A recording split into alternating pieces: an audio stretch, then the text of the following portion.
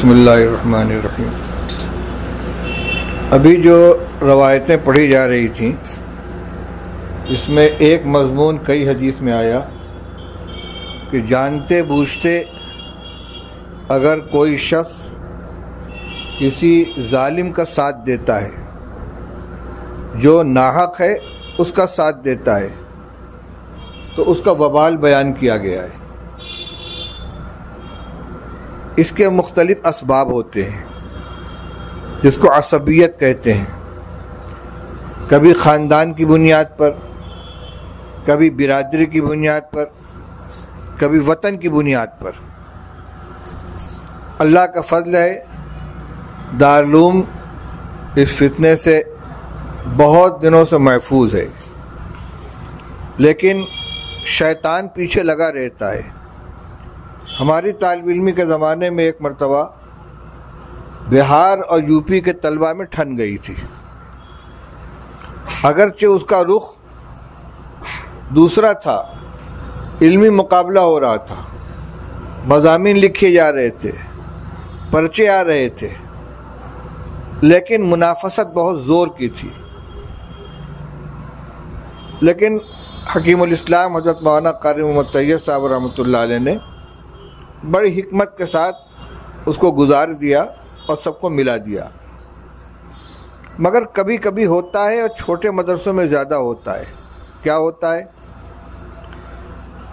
U P کے ایک لڑکے نے ایک بہاری کو مار دیا ہے۔ اب یو پی والے سب ایک ساتھ ہو گئے، بہاری سب ایک ساتھ ہو گئے، یعنی ایک فرد نے ایک فرد کو نہیں مارا ہے، دونوں ساتھی ہیں، ایک ساتھ کھاتے پیتے ٹہلتے ہیں، پڑھتے ہیں، جب تک کوئی بات نہیں تھی، لیکن اختلاف ہو گیا اور ہاتھ چل گیا تو فوراً اس میں ایک یو پی کا ہو گیا، ایک بہار کا ہو گیا۔ یہ جاہلیت ہے۔ حدیث میں واقعہ بیان کیا گیا ہے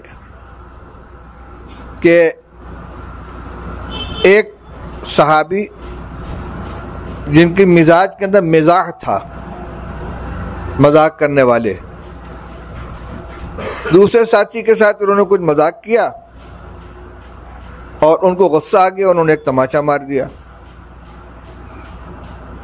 جب انہوں نے تماچا مارا، انہوں نے آواز لگا دی، کچھ ان کے حمایتی آ گئے، انہوں نے کچھ آواز لگائی، ان کے حمایتی آ گئے، یا للانصار یا للمہاجرین، چلو انصاریو، چلو مہاجرین۔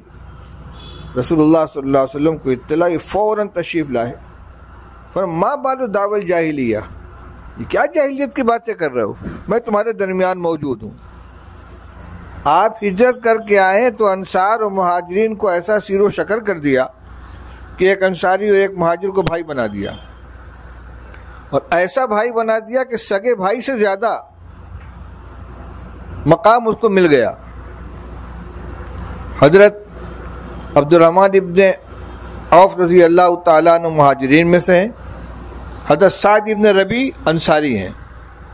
حضور صلی اللہ علیہ وسلم نے حضرت عبد الرحمن ابن عوف کو سعد ابن ربیع انصاری کا بھائی بنا دیا، مواخات کا رشتہ قائم کرا دیا، یہ ان کو اپنے گھر لے گئے، اس لیے کہ مہاجرین گھر بار دل سب کچھ چھوڑ کر آئے تھے۔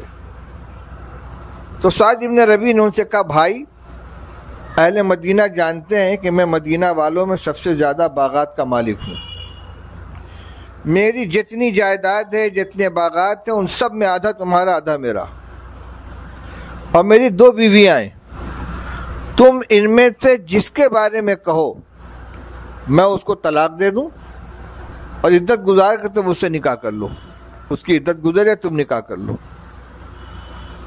یہ ان کی طرف سے پیشکش تھی، ایثار تھا۔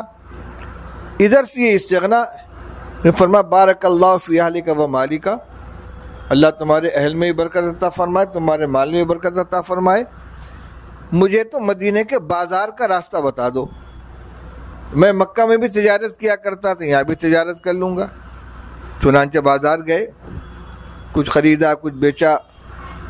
چند روز کے بعد حضور صلی اللہ علیہ وسلم خدمت میں حاضر ہوئے تو ان کے کپڑے پہ کچھ پیلا پیلا دھبا تھا، جو رنگ عورتیں استعمال کرتی ہیں اس کا رنگ کا دھبا تھا۔ فرمایا، مہیم عبد الرحمن، یہ کیا ہے؟ فرمایا انی تزوج، حضرت نے نکاح کیا ہے۔ فرمایا کس نے نکاح کیا ہے؟ کہ ایک انصاری خاتون سے۔ فرمایا ما سقتا، اس کو تم نے مہر کیا دیا ہے؟ قال نواتا من ذهب، 5 درہم کے ہم وزن سونا دیا ہے۔ اولم ولو بشات، ولیمہ کرو چاہے ایک بکری کیوں نہ ہو۔